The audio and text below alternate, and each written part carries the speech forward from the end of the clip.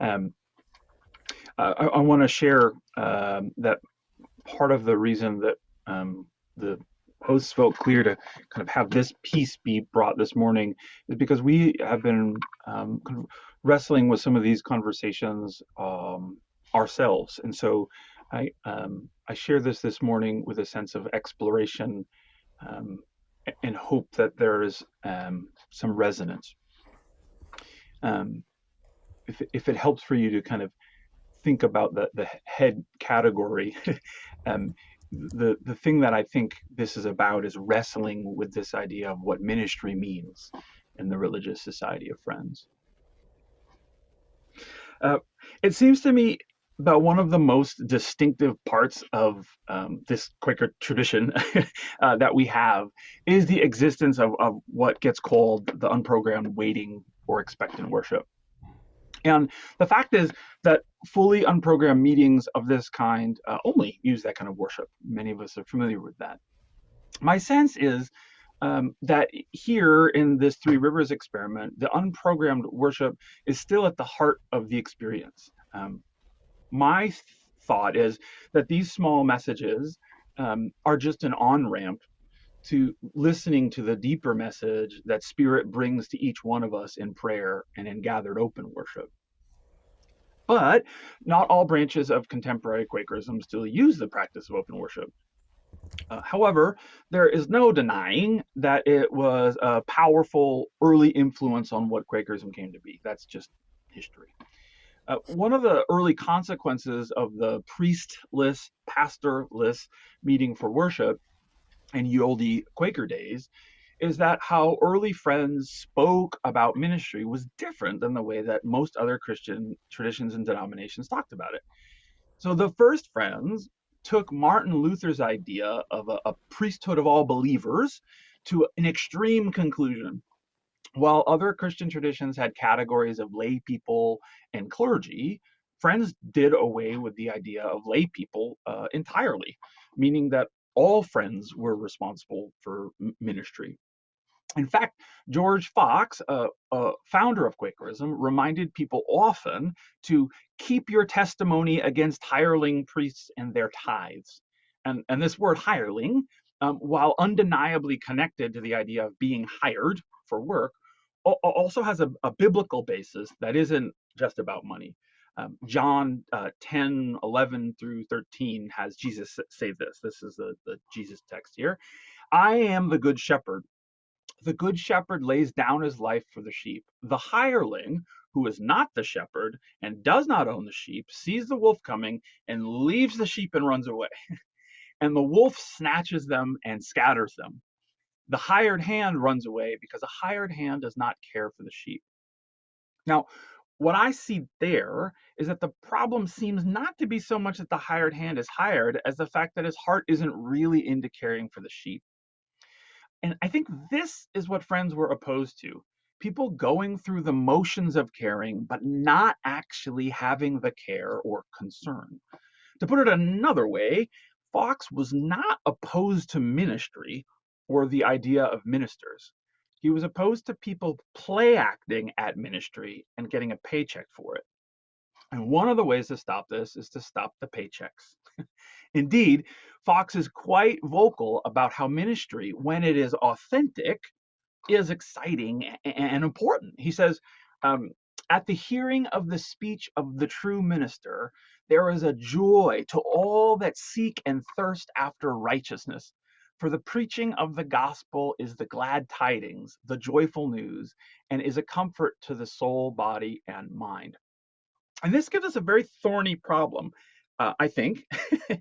If everyone's a minister, what the heck is a true minister? And is that phrase even useful at all? And the situation actually gets more sticky when we look at the writing of the second generation Quaker, a guy named Robert Barclay, who wrote in a book called The Apology. That's what we call it today. And he says, to those who claim that we make no distinction between the minister and the people, that is true if they are referring to each person's freedom to speak or prophesy when moved by the Spirit. However, We also believe that some have a more particular call to the work of the ministry, and that therefore they are especially equipped for the work by the Lord. So, in the late 1600s at least, all friends are at liberty and must rightly be considered as people who might give ministry. And apparently, some people are more regularly called on to do this than others. And this initially paradoxical seeming situation is sometimes called the twofold ministry. Uh, in 1959, a guy named George Selleck, who is from Cambridge, some friends may know him or remember him, wrote this, and I love this text. He says, "We have had in our society a recognition of the place of both the universal ministry and the particular ministry. Both apparently have had an important and essential place in our society. Ministry in the meeting should be open to all members, but the meeting would be poorer if there were not some who had a particular concern for it. We might say that a healthy meeting carefully preserves and encourages both the universal and the particular ministry. A corollary of this would be that when either the universal or particular ministry is weakened or abandoned, the whole meeting loses something of its spiritual health." Thank you, George. I feel it's important for meetings to nurture and name that all members have a responsibility and a capacity to serve as called, and to be watchful for the fact that some might be called to more regularly give over hours of energy to service of varying types. The whole topic, though, um, is hard to talk through, and I think there's three big reasons why that's the case.